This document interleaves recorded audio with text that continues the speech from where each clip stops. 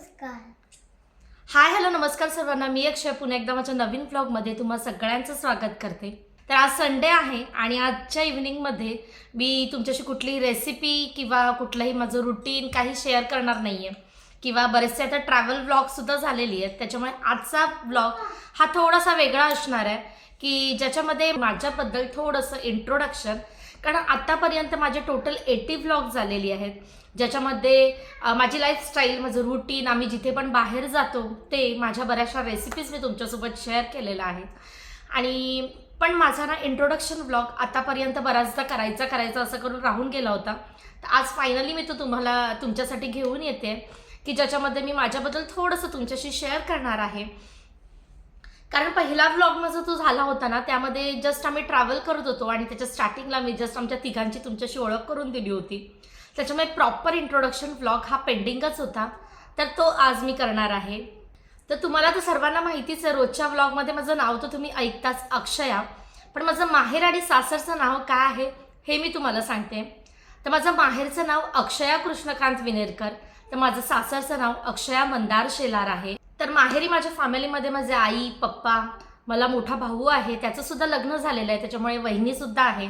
आणि माझ्या सासरच्या फॅमिलीमध्ये सासू आहेत, दीर आहेत, मंदार, मी आणि आर्विक आता आमच्या फॅमिलीमध्ये ॲड झालेला आहे गेल्या 3 वर्षापासून. तर कुकिंग ही माझी हॉबी आहे आणि माझ्या ब्लॉग्समधून ती तुम्हाला दिसतच असते. आणि तसंच मला ना खूप जास्त क्रिएटिव्ह काही करायला आवडत असतं. सतत कशात ना कशात बिझी राहायला जास्त आवडतं मला. आता आई म्हणून सध्या बिझी आहे, पण असंच मी बरंचसं काही ना काय क्रिएटिव्ह करत असते. म्हणजे काही जे करायचं असतं ना ते स्वतः करायचं रेडीमेड आणण्यापेक्षा, ही माझी हॉबी आहे. कारण त्याच्यामध्ये आपण बिझी राहतो, काहीतरी माइंड क्रिएटिव्ह विचार करतं आणि ते आपण प्रॅक्टिकली करतो. त्याच्यामुळे बाहेर जरी सगळं विकतचं मिळत असलं ना तरी पण आपल्या हाताने ते करायचं हा माझा नेहमी प्रयत्न असतो. कुठल्याही गोष्टीत फिरायला मला भरपूर आवडतं, शॉपिंग करायला भरपूर आवडतं, ज्याच्यामध्ये घरासाठी बऱ्याचशा वस्तू घ्यायला मला नेहमीच आवडतं, सेविंगसुद्धा करायला आवडते. तर ह्या सर्व माझ्या हॉबीज आहेत. तर माझं क्वालिफिकेशन, मी ढाणूकर कॉलेजमधून बॅचलर ऑफ अकाउंटिंग इन फायनान्समध्ये माझं ग्रॅज्युएशन केलेलं आहे. आणि मग त्यानंतर मी MCOM केलं, जे मी जॉब करता मुंबई युनिव्हर्सिटीतून करस्पॉन्डन्स केलं. तर असं माझं BAF आणि मग त्यानंतर MCOM हे माझं क्वालिफिकेशन आहे. आणि MCOM करताच मी माझ्या जॉबला सुरुवात केली होती. तर लग्नाच्या आधी मी 5 वर्ष कंटिन्यू जॉब केला ॲज अ अकाउंटंट म्हणून. त्याच्यानंतर 2016मध्ये माझं लग्न ठरलं. आमचं अरेंज मॅरेज आहे, जे भारत मॅट्रिमोनीच्या थ्रू ठरलेलं आहे.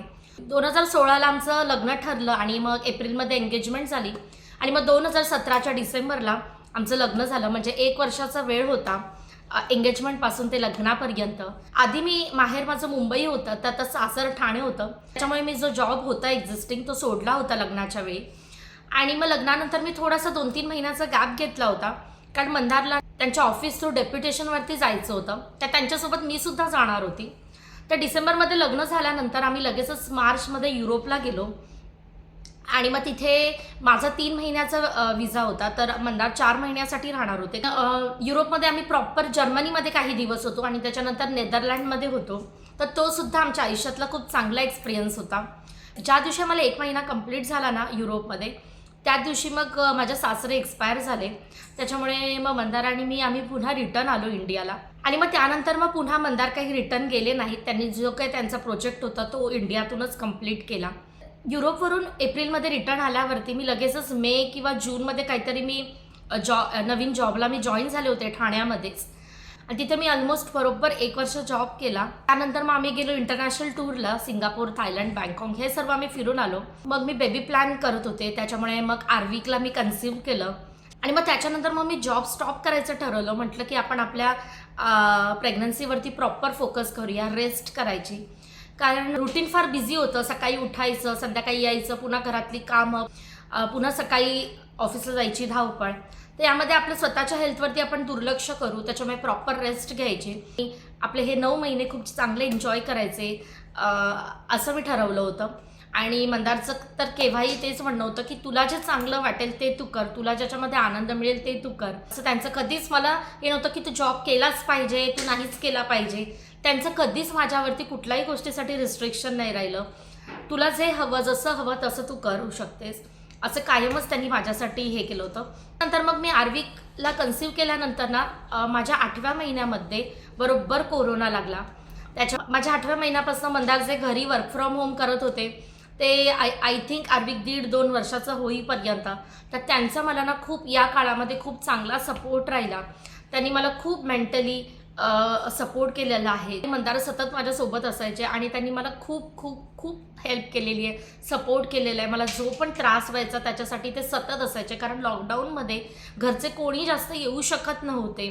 त्यावेळी ते माझ्यासाठी 24 आवर्स अवेलेबल होते. Back of the mind lockdown, corona या सगळ्या गोष्टींमुळे खूप जास्त डिप्रेशन यायचं की कसं होईल, आपली डिलिव्हरी सुखरूप होईल ना, काय प्रॉब्लेम्स तर नाही होणार ना, फॅमिली जास्त येऊ शकत नाही आहे, भेटू शकत नाही. तर या सगळ्या गोष्टी खूप जास्त मॅटर करत होत्या त्यावेळी. पण at the same time Mandar सतत माझ्यासोबत होते, त्याच्यामुळे ती एक पॉझिटिव्ह गोष्ट मला हेल्प करत होती स्ट्रॉंग राहण्यासाठी. आर्विकचा जन्म ते तो 2 ते 2.5 वर्षाचा होईपर्यंत संपूर्ण काळ हा लॉकडाऊनमध्येच गेला. आणि तर ते जे दिवस होते ते फार वेगळे होते लॉकडाऊनचे. त्याच्यामध्ये प्रेग्नेन्सी, डिलेव्हरी ह्या सर्व एक्सपिरियन्स खूप जास्त वेगळा होता माझा. आणि कोरोनाच्या सेकंड वेव्हमध्ये म्हणजे जून 2020ला माझी डिलेव्हरी झाली, तेव्हासुद्धा जी सिच्युएशन होती कोरोनाची ती तितकीच भयंकर होती. पण तरीसुद्धा माझं नॉर्मल सुखरूप माझं बाळ बाहेर आलं आर्विक जून 2020ला. आणि मग त्याच्यानंतर आम्ही बरीचशी काळजी घेतली सगळी. आणि मग कोरोना कायमचा निघून गेल्यावरती सगळ्यांचे लाईफ मस्त स्टेबल झाले. तसंच मग मंदारचं सुद्धा वर्क फ्रॉम होम होतं, ते वर्क फ्रॉम ऑफिस स्टार्ट झालं. आणि मी सुद्धा ना आर्विकला मोठं करण्यामध्ये, त्याचं सर्व करण्यामध्ये बिझी होऊन गेली. कारण कसं होतं की जेव्हा लॉकडाऊन होतं त्यावेळी घरी कोणी बाई ठेवू शकत नव्हतं आपण, आणि कोणी येऊ जाऊ शकत नव्हतं. फक्त माझ्या आईला मी आणलं होतं आणि माझ्या आईने माझ्यासाठी खूप जास्त मेहनत घेतलेली आहे. जे एक बाळंतींसाठी ज्या आपण बाई ठेवतो, मावशी ठेवतो मॉलिशसाठी आणि सगळ्या गोष्टींसाठी, ते सर्व आईने केलं आहे. त्याच्यामुळे माझा जो डिलेव्हरीचा जो काळ होता, डिलेव्हरी नंतरचा काळ, तो सुद्धा खूप व्यवस्थित सुखरूप पार पडला. हे जे कोरोना वगैरे ह्या सगळ्या बऱ्याचशा गोष्टी होऊन गेल्यानंतर, सगळं स्टेबल झाल्यानंतर मग आता आम्ही विचार केला की आपण आता बाहेर जाऊया. तर सर्वात पहिलं मग मंदार जाणार होते. तर मग कुठे जायचं, तर युरोपचा आम्हाला एक्सपिरियन्स होता की तिकडचं लाईफ कसं आहे, आणि किंवा गल्फ कंट्रीजमध्ये. तर आमच्यासमोर 2 प्रश्न होते की कुठे सिलेक्ट करायचं, युरोप कंट्रीजमध्ये की गल्फ कंट्रीजमध्ये. तर त्यामध्ये आम्ही ना सगळ्या गोष्टींचा विचार केला. तर ट्रॅव्हलिंग कुठे कमी आहे की जेणेकरून आपल्याला आपल्या भारतामध्ये नेहमी आपल्या फॅमिलीला भेटण्यासाठी यावं लागेल किंवा एमर्जन्सीमध्ये लगेचच येता येईल, तर असा विचार करून गल्फ कंट्रीजचा विचार केला. त्याचबरोबर आहे ना सेविंग फॅक्टर आणि सोशल लाईफ हे सर्व गल्फ कंट्रीमध्ये चांगलं आहे, कारण की इथे आपले बरेचसे इंडियन्स आहेत. त्याच्यानंतर आपले बरेचसे फ्रेंड सर्कल होतो, त्याच्यामुळे डिप्रेशन ही गोष्ट फार कमी येते. आणि तिकडे क्लायमेटमुळे त्याच्यानंतर सोशल लाईफ फार कमी होऊन जाते ना, त्याच्यामुळे बऱ्याच वेळा आपल्याला डिप्रेस वाटतं. आणि त्याचबरोबर ॲज अ पॅरेंट्स म्हणून जर आपल्याला मुलं असतील आणि आपण आउट ऑफ कंट्री जात असू आपल्या भारत सोडून, तर आपल्याला आपल्या मुलांचा सुद्धा तितकाच विचार करावा लागतो, त्यांच्या एज्युकेशनच्या, त्यांच्या बाकीच्या गोष्टींचा. तर हा सुद्धा आम्ही त्याचबरोबर विचार केला. कारण युरोपियन कंट्रीजमध्ये आपण भारतीय ज्या पद्धतीने आपल्या मुलांना वाढवतो ना, त्या बऱ्याचशा गोष्टी रिस्ट्रिक्टेड आहेत. तुम्हाला तिकडे मुलांना त्यांच्या तिकडच्या रूल्सनुसार वागवावं लागतं. मग या गोष्टीचाही आम्ही विचार केला की आपल्याला आपल्या पद्धतीने जर वाढवायचं आहे आर्विकला, तर मग इथे जाणं केव्हाही चांगलं. कारण आपण आपल्या गोष्टी त्याला व्यवस्थित सांगू शकू. आपल्याला कुठल्याही भीतीखाली आपल्याला राहावं नाही लागणार की हे असं केलं, आपण आर्विकला हे असं सांगितलं, त्याला हे असं केलं, तर मग थोडेसे प्रॉब्लेम्स येऊ शकतात. त्याच्यामुळे ह्या सगळ्या गोष्टींचा विचार करून आहे ना आम्ही गल्फ कंट्रीमध्ये सिलेक्ट केलं. तर यामध्ये मग मंदारने इंटरव्ह्यूज दिले, तर मग इकडे त्यांचं सिलेक्शन झालं होतं. मग सुरुवातीला मार्चमध्ये ते आले, गेल्या लास्ट मार्चमध्ये ते इथे आले. आणि त्यांना बरोबर एक्झॅक्ट 6 महिने झाल्यानंतर मी आणि आर्विक इथे आलो. तर आम्हाला सुद्धा इथे येऊन आता 6 महिने झालेले आहेत आणि मंदारला संपूर्ण 1 वर्ष झालेलं आहे. आणि मंदारबद्दल थोडंसं सांगते, तर मी त्यांना अहो म्हणते, पण आता मी जेव्हा व्लॉगिंग करते ना त्यावेळी मी त्यांना मंदार हाक मारते. तर आर्विक बाजूला खेळतोय ना, तर त्याचा तुम्हाला थोडासा आवाज येत असेल. तर ते बाय प्रोफेशन इन्स्ट्रुमेंटेशन इंजिनियर आहेत, ऑइल अँड गॅस या फील्डमध्ये. आणि आमच्या लग्नाला 6 वर्ष पूर्ण झालेले आहेत. तर आमचा 6 वर्षांचा प्रवासही अगदी व्यवस्थित झालेला आहे, कारण आम्ही एकमेकांना कायम रिस्पेक्टफुली बघतो, मित्रमैत्रीण म्हणून जास्त बघतो नवरा बायकोपेक्षा, आणि एकमेकांना प्रत्येक गोष्टीत सपोर्ट करतो. आणि याच गोष्टीमुळे ना आपलं नातं खूप आपलं रिलेशन आहे ना खूप जास्त स्ट्रॉंग होतं, आपलं बॉन्डिंग खूप चांगलं होतं. आणि हेच एका कुठल्याही रिलेशनला गरज असते. त्याच्यामुळे या पुढचाही आमचा प्रवास खूप चांगला असेल. तर हे व्लॉगिंगचा विचार मी कसा केला, तर आता आर्विकसाठी मी होममेकर म्हणून राहायचं पसंत केलेलं आहे. अजून काही पुढचे वर्ष, जेपर्यंत तो इंडिपेंडंट होत नाही आणि त्याच्या काही गोष्टी, आज त्याला माझी गरज आहे, पण काही वर्षांनी तो त्याच्या गोष्टी स्वतःहून करणार आहे आणि त्याला प्रत्येक गोष्टीसाठी माझी गरज नसेल, त्यावेळी मी पुन्हा कंटिन्यू करू शकते जॉबला.